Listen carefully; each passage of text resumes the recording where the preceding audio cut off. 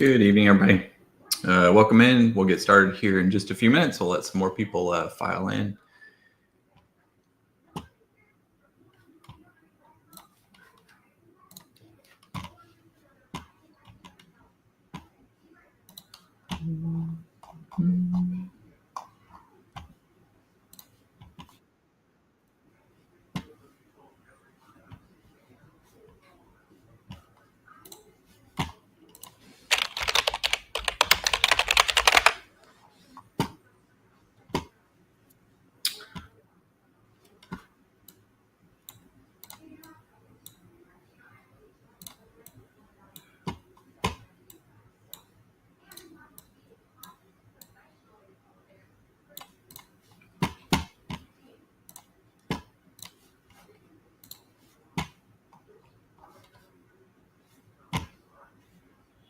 Good evening, everybody. Thanks for joining us. If you have any questions or want to cover any specific content, if you're just watching this on X, you can throw it in the X thread if there's an actual question, or obviously you're following us on YouTube or watching this live on YouTube, you can just enter some questions in the chat. We'll cover specific questions and we'll just go over some content, SPX 0DT, SPX option structure, market trend model. Basically, our three pillars we cover here at Game Edge: sentiment, structure, and trend. So we'll cover those. And then if there's any individual equities that anybody wants to cover, just pop the tickers in the chat and we'll cover those. We'll probably cover the Mag 7, obviously. So if any of those are of interest to you, we'll definitely run through those. So you don't really have to add those.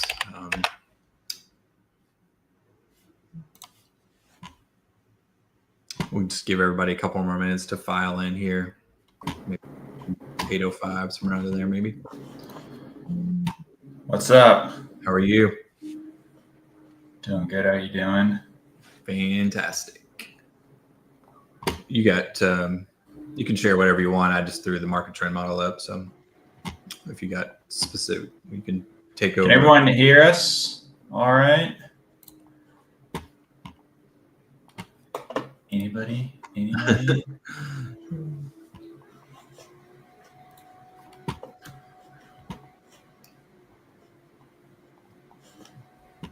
I'm not Tom Lee. Yes, tight. Thanks, Tom. Is the visibility all right, Tom? I know it's good on YouTube. I think people on Twitter have issues sometimes, but yeah, not our problem. Just get on YouTube. Yeah.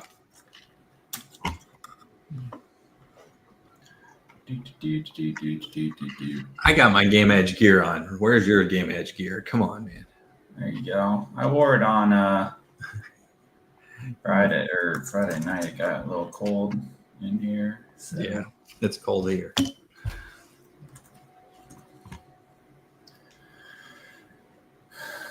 Yeah, let me see if we have any questions first. If not, we can just get to it. I didn't see any questions. That's fine. Yeah. Yeah, we can kick it off first. So you're sharing the market trend model, right? Yep. Share the ARCX. Okay. Not the USC. I just want to do away with the US. No, it's not the right one. Here, I'll pull it up real quick. Yep, that's fine. Just take over.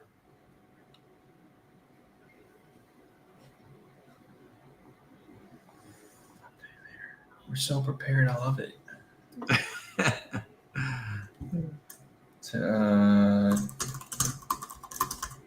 Sorry, I thought you had the ARC. You show the ARC.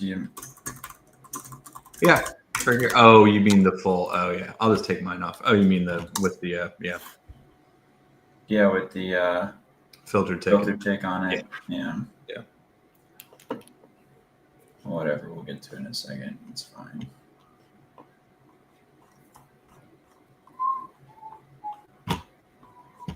All right. Well, Taylor's getting ready. Thanks, everybody, for joining us. Being individual tickers you want to look at, just throw them in the voice chat or on X. I'm following the thread on X also. So if people are watching there, we'll be happy to cover those.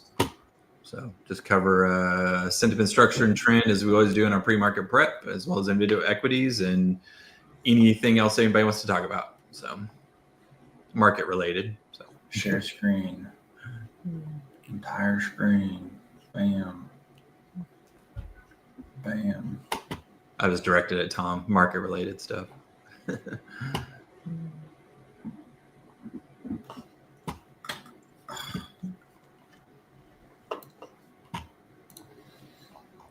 All right, booting it up. It's painting that nursery tonight, so Nice. putting that second coat on. Oh, there you go.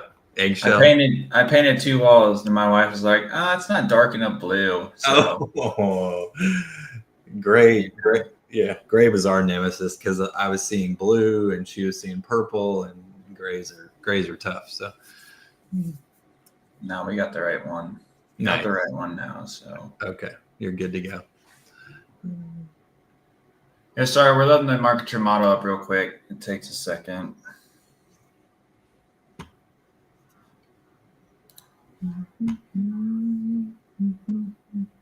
I didn't check your score. Are they winning? They were losing at halftime. No, the Chiefs lost. Yeah. Good. They lost. All right. So, yeah, as Michael said, structure, sentiment, trend, that's the 3 pillars that we focus on.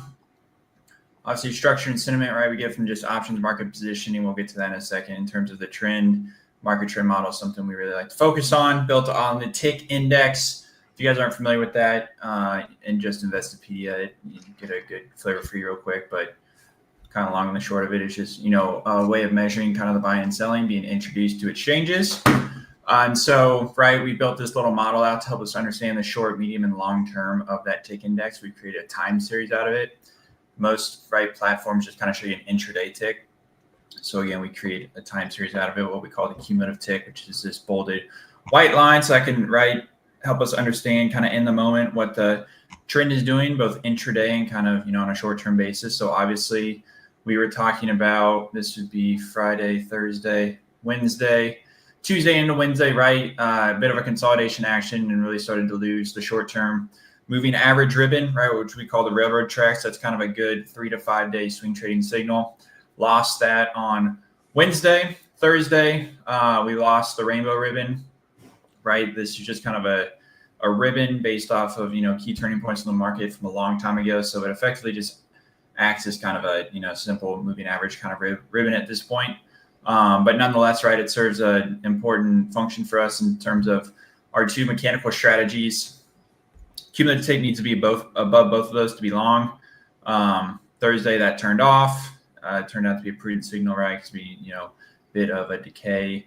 Thursday into Friday, got a lot of filter tick selling, right? Which is, large buying and selling being introduced to the market via the tick index, selling Wednesday, Thursday, and into Friday. So right now, from a swing trading point of view, right, both of our mechanical strategies are turned off. That being the P2P strategy, the other one being the wheel strategy. From a discretionary point of view, swing trading, really not interested in doing much right now until we start to see a signature of, right, something like this, which is, right, the cumulative tick moving above the railroad tracks. Now that can happen below the longer term moving average ribbon. That's fine. By definition, all new rallies start with that exact signature, but that exact signature does not lead to sustained rallies. So, kind of by definition, that's your best risk to reward. So kind of dipping the toe in the water if that was to happen. But obviously right now, that is not the case. So just kind of sitting in our hands, seeing what is going to happen. Just looking at SPX just from like a purely price action point of view. I know I have some other stuff on here, but not really important. Thursday, Friday, really just a big range day or range week last week. So, right, we kind of closed the bottom half of the range, but we're inside the range. So just a lot of choppy price action. Right now we're at 68, 65, 68. Yeah. So we're still within, Friday's price action. So, if we were to, break out, above or below Friday, that could, be a little bit telling for kind of a short-term directional point of view. So we'll just see what happens there. Michael, do you have anything to add on the cumulative tick? Hey guys, do you have any questions on that? If not, we can keep moving, but it's pretty straightforward. Nope. Sounds good. Yeah, so the TLDR is swing trading point of view, not the greatest of environments right now. It's not catastrophic, right? But it's just a signal that we have right now. We could easily, lose the low of Friday and continue to melt lower, or we take out the highs and potentially we get that kind of we call it a trigger day, but a trigger day higher signal. So a lot of this stuff, if you're trading on these kind of short, intermediate to short-term signals, like we always say your butt needs to be in the seat because they can literally turn within an hour of healthy price action one way or another. Yep. So agreed. Yeah. Why Lee said haven't found any swing setups, to be honest. Yeah, absolutely. We even with the bounce to the upside, you see the cumulative tick really didn't show any urgency of buying versus the upside, crossing those shorter term moving averages. Now that may happen on Monday, but that was a pretty significant recovery, and we like to see those that cross back up. So, Perry, I'm gonna get Perry's question. You can add on to it, but I was gonna say, yeah. So it's your tool set can gamma, that is 0DT, be filtered out in contrast to longer dated gamma exposure. So I think you're asking just a super specific question about the tool, but I mean, we can get to it real quick. Yeah, I think your question is can you isolate 0DT, which is, if that's the question, yes, right? Our dashboard, not to get in the tools too much, would rather keep it focused on actual information for you guys, but you asked the question. So, just looking at this tool, right? Yes, you can filter on 0DTE. You can filter on whatever those expirations if you want to. You can add more expirations. So long and the short, yes, you can. And then all the commands in the Discord, you can, focus on that specific expiration that you want. So yeah, but to take that one step further and to keep it actionable, something that we say, right, is every swing trade starts as a day trade, right? You want to see progress being made the day that you enter the trade. So I'm going to flip that question around a little bit, and how can we use the 0DT information to help us with swing trading? So kind of in this environment right now where if you're desperate to get long, something that we'd be looking for from a long only perspective is on the 0DT time frame. We want to see those key levels being taken out overhead, seeing progression being made throughout the day, taking out those transition zones, making our way up in the structure, and then that would kind of be an appealing price action of maybe that short-term strength could develop into multiple day strength. So that's something that we would be looking for there. And Lise, I honestly don't know how you say your name, but Lise, hopefully that's close. But I haven't found any swing setups. Yeah, I haven't really found any either since for a little bit. So yeah, and we had earnings last week, so I honestly just wasn't looking super hard either because there was so much earnings and so a little bit of a reset, and obviously the market, did what it did. So. And when our mechanical portfolio turns off, usually, obviously, just what Taylor said, we're not looking for swing trades when that turns off. So, yep. Yeah, 100%. Harry, on the 0DT, also, you can look at the nearest expiry, which may not necessarily be 0DT, depending on if it's a Monday, Wednesday, Friday expiry, say Apple, Tesla, whatever. So the commands in the Discord, you can filter those out too. And then our web app will show you what obviously the next expiry is. So it may not, if you're a single stock trader, I don't know if you are, but it may not be a 0DT. It may be a Wednesday or Friday expiry. So yeah, and then yeah, exactly. I don't have anything else to say there. But then shifting right towards, we've obviously covered trend, but then right, kind of the thing we focus on Gamma Edge is options market analysis, right? You don't necessarily have to trade options to benefit from this. This is simply just understanding how folks in the options market are positioned, right? Given the size, the depth, and really just the magnitude that options have grown. That's why we specifically focus on this, right? Because it does impact price action. You can get a good idea of how folks are positioned out in time, right? And that's an inherent benefit of kind of focusing on options, is they are future looking by definition because of those those expirations, right? So SPXA, right? That's where we always start our game plan, right? If you watch our videos, if you're in the community, watch the SPX game plan. Always start with the SPX complex, the full complex, meaning looking at all expirations. In aggregate, SPXA, right? That's the cruise ship. That's where your monthly or your quarterly expirations reside right now, right? Short takeaways, everything looks fine. We've been saying, right, 67.75 is the top of our transition zone. So as long as that level holds, then, that is more constructive than not to the upside, right? Call dominated. That's going to be more of, what's the word? Supportive flows, for lack of a better term, underneath us. So fine there, going to SPXP. So, right, something I meant to say earlier is that this is why it's important to kind of understand, or a benefit of looking at the options market, because you could be seeing price action and be like, oh no, doesn't look good. Or like the market trend model obviously doesn't look good. But if you look at SPXA, you look at SPXP, it doesn't look that bad. So, yeah, I think that's just the point of that. Obviously, the tick is an important part of our mechanical strategy, so we have to obey that, right? That's what all of our back testing is based on. But purely just looking at kind of positioning right now, like it's not the end of the world by any means, right? And SPXP 68.50 is going to be that key level. And SPXP, that's where your shorter term traders are, right? It turns over a lot more rapidly. A lot of that is focused in the near term expiration, specifically 0 DTE. Then you have your weekly expirations, monthly expirations, all that good stuff as well there. So that's why we bifurcate between the SPXA and SPXP, because fundamentally different trader types are partaking in those.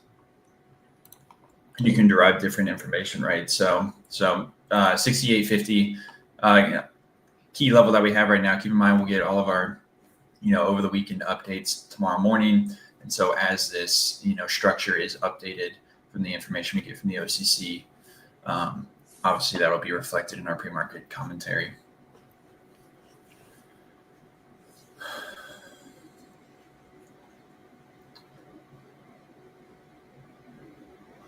Let me know if you guys have any questions on that. If not, we can probably just start looking at some single stocks headed into next week, see what there is. Not going to go over 0 DT, right? Because that information is going to change into what we get tomorrow in terms of pre-market positioning. But Perry's asked,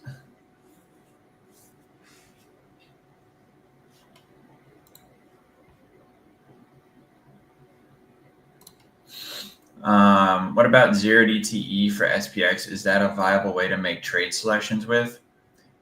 Yeah, we hit on that, Perry. But yeah, there's a specific kind of SPX 0 DTE. Like there's a ton of traders that trade just SPX 0 DTE, and we do write a whole commentary on that. Like if the question is using SPX 0 DT to trade Apple, probably not. But just focus like SPX 0 DT specific for that day. But I mean, that earlier statement I just made is probably not correct. Like the SPX is moving higher, breaking out of the key zones. That probably means that the underlying stocks that are driving that are, doing well as well. So they're kind of, they go hand in hand, right? We don't have just like a one factor single model, right? We say it's a mosaic. It's just a couple different things we look at to help us make decisions intraday on multiple time frames. Yeah, market trend model. I mean, if the market trend model is moving higher, obviously, and there's more buying versus selling in the overall market, then 75% of stocks follow the overall market. So likelihood is that it's probably going to be moving higher. So yeah. And if y'all have any questions, holy crap, that's a long write-up. If you guys have any questions, obviously feel free to drop them in. But looking at, I don't think we have any more earnings, do we? Next week, any big earnings? Not any of the Mag 7, I don't think. We got Palantir Monday. Oh, yeah. Closed. Oh, yeah. PLTR. Yeah. That could be. No. How embarrassing. I don't have an account. You got Uber.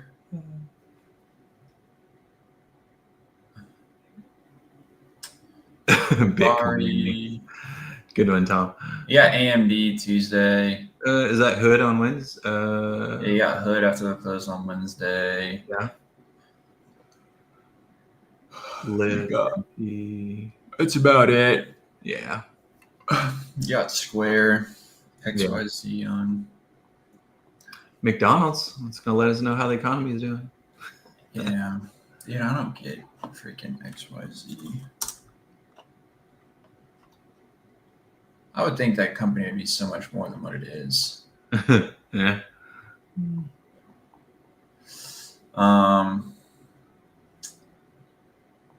right, I lost my bearings for a second. Then in terms of news, I mean, government's not open, so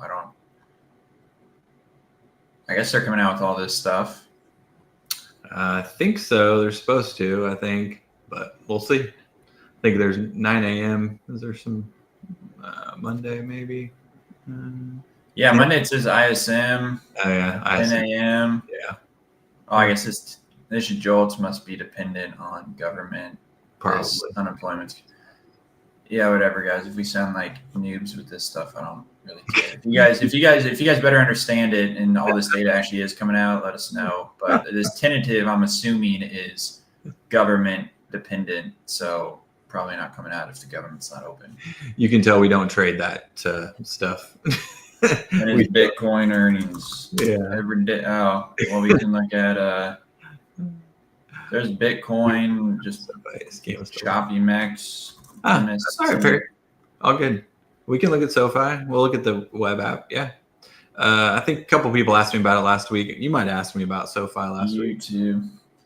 Yeah, Perry, something I've noticed you saying a bunch is just gamma. Like that's just one component of it. Obviously our name's Gamma Edge because that's right when we started and didn't know any better. It'd be probably, I mean, Gamma Edge sounds good. It sounds better than Delta Edge, but Delta Force, come on. Delta is much more important in like positioning of, call and put speculators. Gamma is kind of only relevant when spot price is moving. So, yeah, Perry, that exactly what Taylor said. It's about the out of the money call speculation or the out of the money put speculation or the structure, right? Is the structure advancing or is it declining with speculation? That really is the TLDR. If you look at anything, is the structure advancing each expiry or is it dropping? That's what I try to get people to understand every morning when they ask me to look at these tickers. Like that's why I clip through the expiries. Are transitions moving up and is PGX and COI moving up, which means there's speculation to the upside, which means I want to be in the stock. If it's not, then doesn't necessarily mean the stock can't go up. But if we subscribe to the tail wags the dog via the option structure, then we have to see the structure advancing. So expiry over expiry. Yeah. So and to make that tangible for you, like our dashboard, right? Just a visualization of what option structure looks like right now. Just keeping it simple because you're probably not super familiar with like our ecosystem or maybe options, market analysis in general, which is fine. That's why you're on here. So the dashboard is green, nothing but green pretty much, right? And so, that just means it's call dominated. So that is good to see, upside speculation. So yeah, SoFi looks fine. The only thing I would caution you is like 30. Yes, green is good. Well, depending on what side of the market you're on. But I know everyone has a bias to be long, which is cool. But yeah, the only thing to note is like 30, you'll see this little dot right here. That just means that like short-term positioning is piled in at the 30 strike. So there's a propensity to monetize when that strike is hit, just because if you think about it, when folks put that position on, they were out of the money at 30. They could have been at 20. Spot price could have been at 25. And they put those positions on at 30. So they had $5 of out of the money risk. They've now captured all of that. So, those contracts have likely significantly appreciated. So, at this point in time, what we want to see is, this 30 strike shift up, which would, convey to us that those folks are, recommitting their capital higher up, expecting higher price action. So I was just going to run one command real quick. DBH. Yeah, no, SoFi was bullish. I mean, everybody was pumping it. So, and the structure was advancing. So it looked good. I haven't looked through it to see what expire over Their expired. earnings on whatever.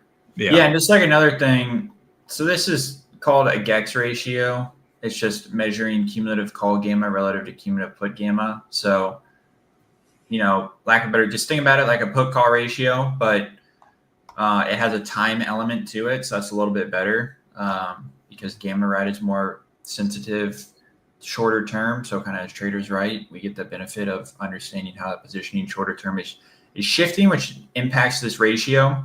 So, looking back over the last 100 days, kind of getting our bearings where the highs and the lows of that ratio are. Right now, we're sitting in the middle of it.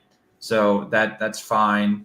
Really, not really a ton else to say right now. There's kind of information. This is just kind of a snapshot in time, right? It's not necessarily actionable per se, as more just giving you kind of a market awareness of, are we at extremes? Is there just rampant speculation like we had, all the way up here, or, is the market pretty pessimistic, or speculators pretty pessimistic in the name, where we were kind of at the bottoms? And that's not really the case right now, right? So kind of just middle point. Obviously, if you're bullish, you want to see this trend higher along with price, or if you're bearish, you obviously want to see this continue to roll over. So just something to look at. Then again, this is another tool, not to like overwhelm you, but I'll go ahead and give it a shot, right? This is our delta balance tool. Right?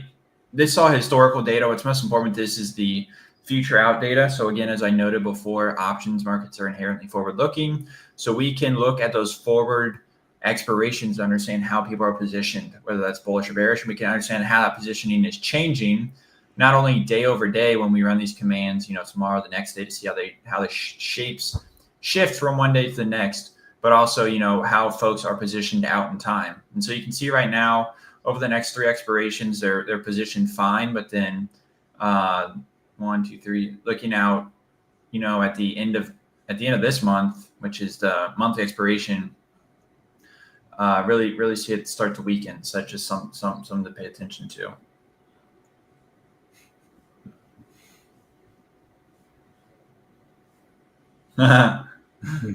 Yeah, if you can find the next Palantir at 27, let me know. Yeah.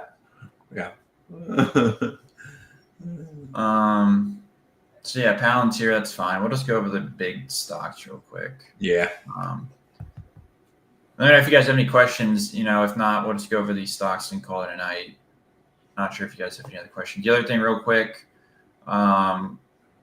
just to get this out of the way. So obviously, because we're sponsoring this video, just real quick, right? GameEdge.us, this may be something of interest to you, just because it sounds like you may be a little bit new to this stuff, which is completely fine. We were all there at one point. Go to GameEdge.us, go to free courses, or you can go to our blog or our newsletter.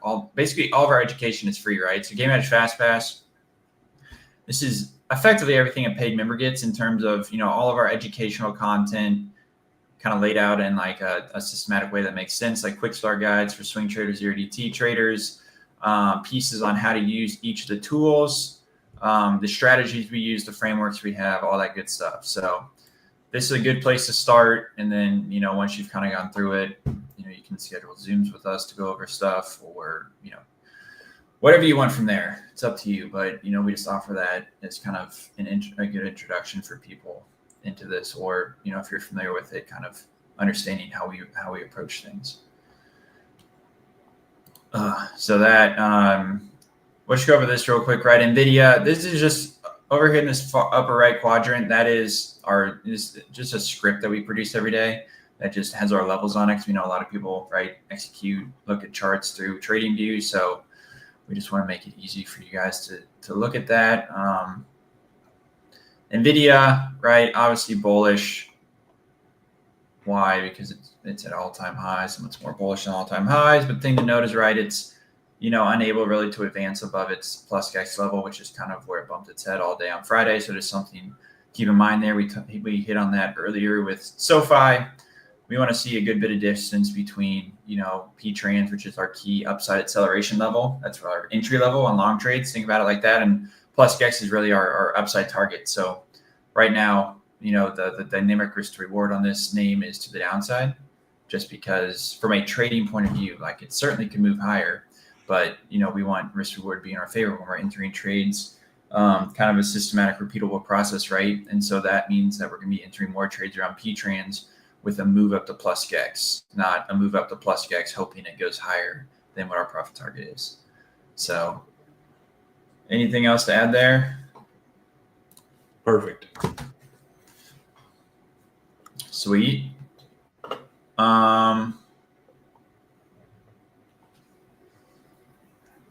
Tesla. I mean, Tesla looks fine, right?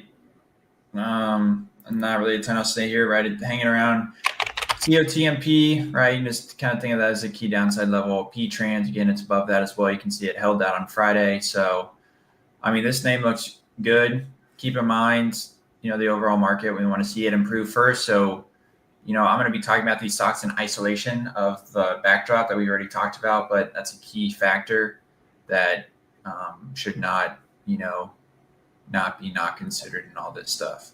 So like Tesla looks fine. If the market looked better, then, I'd be interested in this name. If it took out highs of Friday, then, certainly can move higher from here. So that's what I think about that. Palantir, it is earnings. So I'm not really worried about that name right now. It is earnings after the market on Monday. So we'll see what happens there.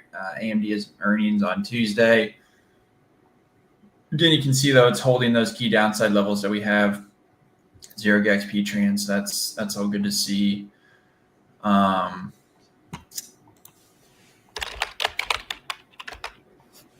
is it? Hood has earnings too.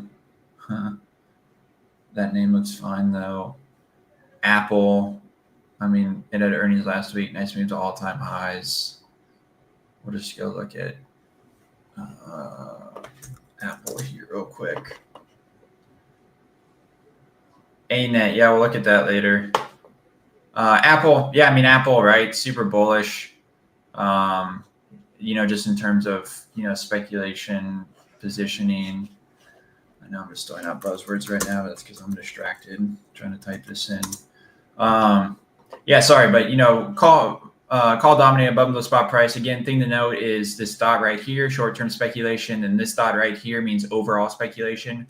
We're at that point. So, yes, we certainly could advance, but again, just from kind of a dynamic risk to reward point of view, not ideal. Looking at the GEX ratio real quick, we're kind of in the upper third, I would say. So, again, speculation is pretty high in the name. Obviously, it certainly could get rampant here, but I'd prefer this ratio to be, more down in this area with opportunity to run higher. That's just the way I think about that, but yeah, on that, I don't know if you have anything else to add on that, Michael. Nope, totally agree. Nope, tight.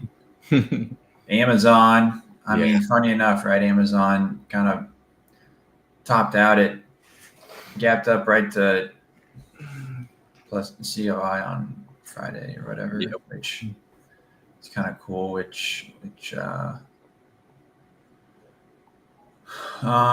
yeah, thing to note on that, right, is I don't want it I don't want it to come across as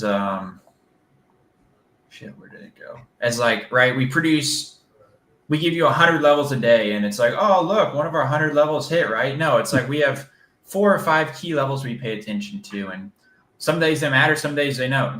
But a lot of days they do matter. We do see some interaction with it. So it'd be worth probably just kind of understanding where these key levels in the options market are. And it's not like a black box where, right, just a ton of crap is going into our algo and out pops a mysterious number. Like, if you guys really wanted to, you could spend an hour to figure out how to do this stuff, and then you could come up with this stuff just pounding through Excel workbooks that you can download from your options broker to kind of figure out where these key levels are. Obviously, there's a lot more meaning kind of around the entire, I guess, system, for lack of a better term, but yeah, I just wanted to say that, right? Because I know there's been a few stocks here. It's like, oh, look, that level held and that level held, but that's just because we've been staring at it for so many years now that it's not crazy to us. Amazon, yeah, I mean, not a ton to say there right now. Like, I mean, it had obviously a massive rip. Yeah, we'll look at CRM here in a second. Google. Yeah, I mean, all-time highs as well. Let me look at the structure real quick. Google.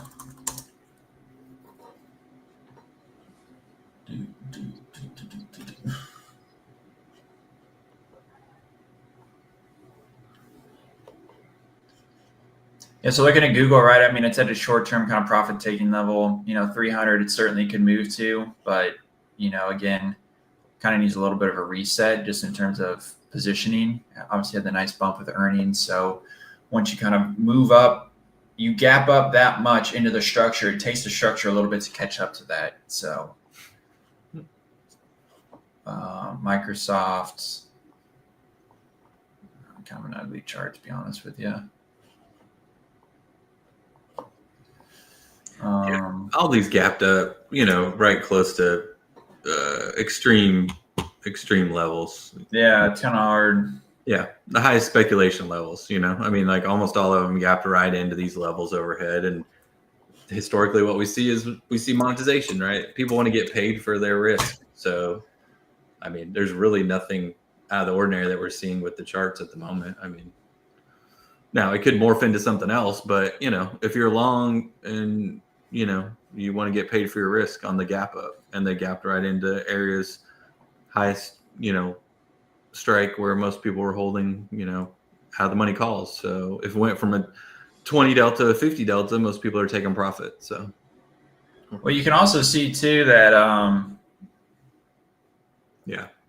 Microsoft, right, does not look like Apple. Apple, you can see, trend higher in speculation, right, with the GEX ratio.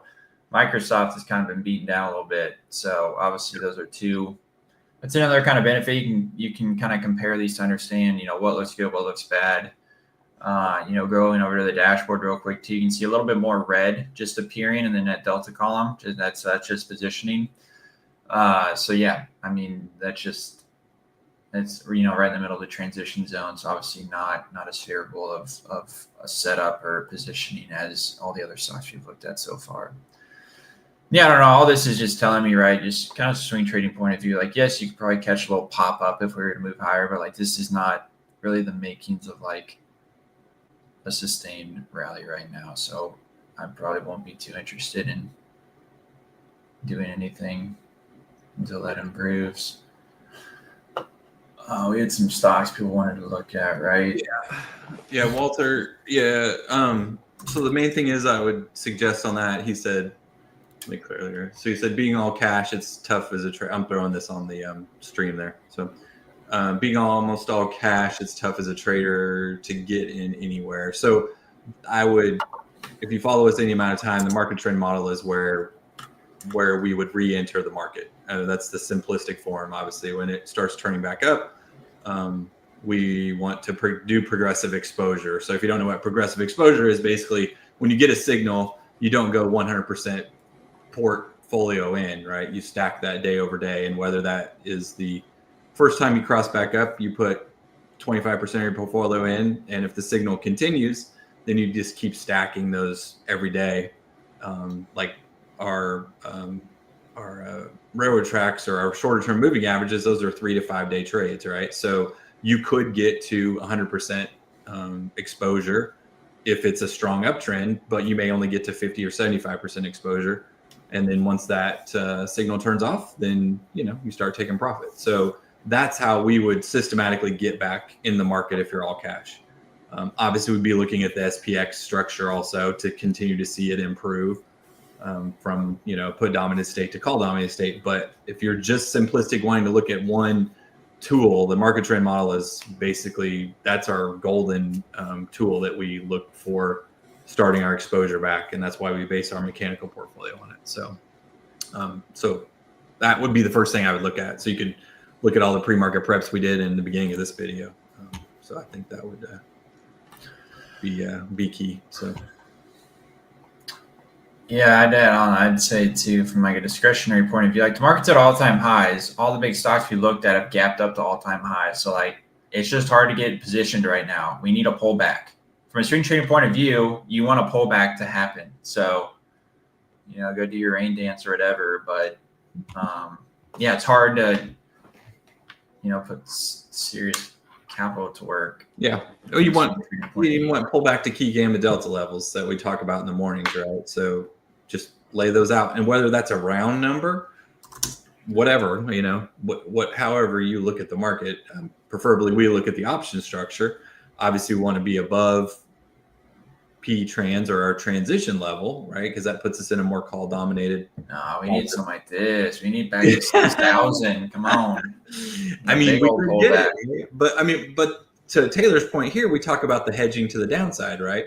If we're not seeing the out of the money put hedging to the downside, the likelihood of the market having a significant pullback on this option structure decreases, right? So, or you're seeing a massive amount of speculation to the upside, and that's a couple tools we cover, right? Our delta balance tool. If you see the out of the money call speculation start to drop, which is speculation to the upside, then okay, that's a cautionary. But then when we start seeing all those puts to the downside, then people are protecting their capital with hedging to the downside. So it's a mosaic, right? That's what we talk about. But simplistic, I would say, since you've been following us, what the market trend model is and how it works, right? And you also know how we look at the option structure for changes, right? Sentiment, structure, and trend, right? Changes in sentiment and changes in structure. They're very easily definable when we start to see all those greens start changing to red. So that's a simplistic thing from your eye. You can look at it and be like, oh, it's all green. Oh, it's changing red. But what does it mean, right? So yeah, we try to make it simple. We want to make it simple. If we can't help you guys understand it, guys and gals, then it's going to be tough. So. All right. Walter, CRM for you looks fine, right? Call dominated above the transition zone. 270 first overhead level, 300 speculation built out overhead. So no complaints with this name, right? Obviously, keep in mind the caveats of the overall market, all that good stuff. 1, 2, 3, 21st. It's the monthly expiration. Yeah, so I don't really have too many complaints with CRM here. All right, going to Tesla. So Patrick, I'm going to throw yours up there, right? So I'm not really, just being totally honest, I don't really know what the Elon's $1 trillion package is, right? So for us, me not knowing what that is, I'll default to the structure of Tesla and what's it look like, right? And that's where the people are putting their money with speculation, right? They're using their wallets to make the votes. So what does Tesla look like, and is there speculation? Does it look like it's going to move to the upside? So that's how I would say I would approach that. That way, it's kind of a non-biased approach, because how the market looks at whatever this news is, it could go either direction, right? I mean, we see good news become bad news. Good news, stocks sell off. Bad news, stocks go up. So it's kind of hard to decipher, right? So we just rather default to what the option structure looks like. So, and 500 has been that significant level for weeks now. Really, it's been PGX and COI. Obviously, it's just PGX now, but I think the structure advanced. Well, it was advancing last week past the monthly expiry, but someone's doing some funny stuff in yeah. Anyway, yeah, but the point is, right? We operate in if-then statements too, Patrick. So if this, then that. So whatever, if you're long and if you subscribe to the game edge levels and transition gets taken out or whatever, some key technical level or Friday's low gets taken out, you exit the stock, whatever. The point is just to have a plan in place to where if you get an upside move or a downside move, especially if you're thinking this binary event is going to have a large market move and you're partaking in that, then you need to understand both sides of the coin, what could happen and what your plan would be. Oh, I lost StreamYard. Let me see. You're welcome, Walter. So yeah, Uber, they got earnings coming up. Coin had earnings. It's kind of a choppy mess right now. Exxon had earnings. JPM looks fine. Those two are, even though we're not entering mechanical trades, those two are actually on our scan for Monday, CVX and JPM. So if you're listening, that may be a couple stocks to watch if the market turns around. So Chevron, JPM, yeah. Yep. Yeah, we're closing Apple and Google. Yeah, those are two Yep. names that were past their plus GEX level or near their plus GEX level. So Yep. tight. Well, yeah, that's all we got. Not sure if you guys have any other questions. We appreciate the time. Yeah, Meta? we looked at Meta. Meta looked like trash. It did. It actually it didn't bounce. And it closed with those. Like, I don't know. If you're trying to get long this stock, then yeah. Woo. That looks bad. I think the structure was put dominated when I looked last week. So yeah, and I mean it needs to catch up. But yeah, I mean you can see put dominated right now, which isn't crazy just because it's probably all call dominated. It's probably all bowled up in this massive gap lower. Folks just haven't caught up with that position. But yeah, I mean it looks like garbage. So yeah, below transition. Below transition. That's all you need to know. Wouldn't be touching Meta right now. Nope.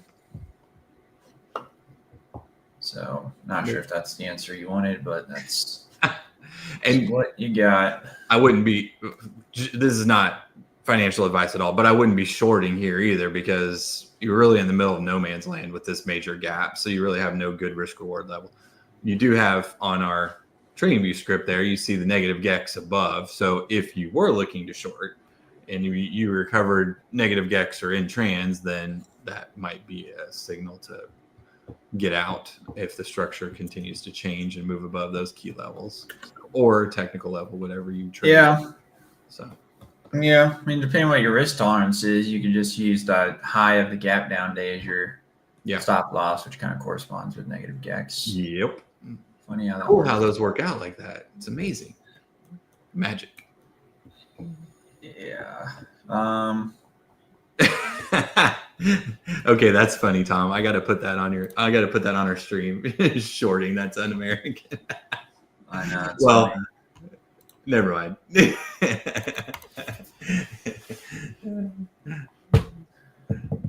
Yeah, you're welcome on Meta. So, all right, cool. All right, cool. Y'all got anything else? If not, we can wrap it there. Hopefully, got something out of the stream tonight. And like I said, we'll be back tomorrow. Full game plan, all that good stuff, and zero DT. Like I said, swing trading. Oh yeah, you went ANET. Oh man, been so patient. My bad. Thanks, Elise. Well, yeah, I mean it's got earnings coming up on Tuesday, so. Oh yeah. I mean, I'm sure it probably looks fine. We'll pull it up real quick. Yeah, I mean, like the name looks great. Looking at it in a vacuum, like call dominated. Keep in mind, like not the biggest options market, under 500,000 total contracts open, but it's still fine. So it gives us a good approximation. That's enough to kind of understand what's happening in the name. 170 key upside level right now. Risk to reward down to the transition zone, this area in here, kind of 1-to-1. So not awesome, but same time, like it's bullish name. So you could have been in it from 100 and chilling. So it doesn't really matter. So yeah, I mean it looks fine. Just keep in mind name on Tuesday. Did I answer your question? Did you get what you wanted?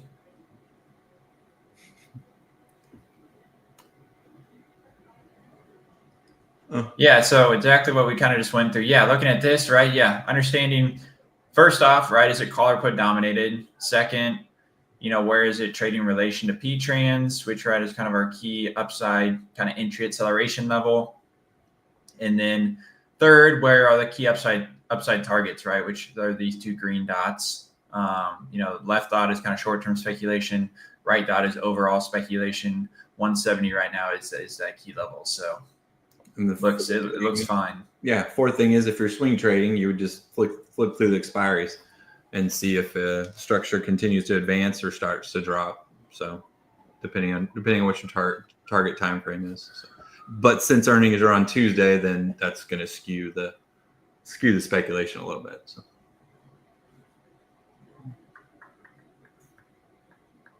hopefully that answers it. At least I think I said that right. Could be Elias too. No, he or she said above. Yeah, Elias. Elias. Oh yes, it could be. Yeah, no problem. Yeah, we want to make it mechanical, right? I mean, like I said, if then statements. So, and we do the same thing with each stock and the same thing with SPX. So you can. Elias. Oh, Yeah, man. right. I can go to bed being right. Boo. I'm gonna go argue on Twitter now. He won My burner account. He won the YouTube fight, man. Yeah. No, the last thing we'll leave you with is like, we don't believe that like our way is the only way. Like our way is complementary to basically any system out there, whether you're a TA trader, doing moving averages or whatever else, fundamental trader, algorithmic trader. Our stuff, it's just a good overlay. Like it's just a good idea to understand where these key levels are at. So, because we see interaction with them so often, especially, if you're seeing consolidation from a price action point of view, all that good stuff. Obviously, algorithmic is more on, a set of rules and stuff, like our P2P strategy, 100% mechanical. But yeah, that's about it. So that's all, folks. That's all we got for you guys tonight. It's actually a good one compared to last week. We just stared at each other, but we pointed at each other. Yeah, but the pressure was on. Went live, had to deliver some materials. So hopefully you guys got something out of it. We'll be back bright and early tomorrow with prep inside the Discord and all that good stuff. So all right. Thanks, tight. Well, y'all have a good night. I'm gonna get back to painting. So nice. Ciao.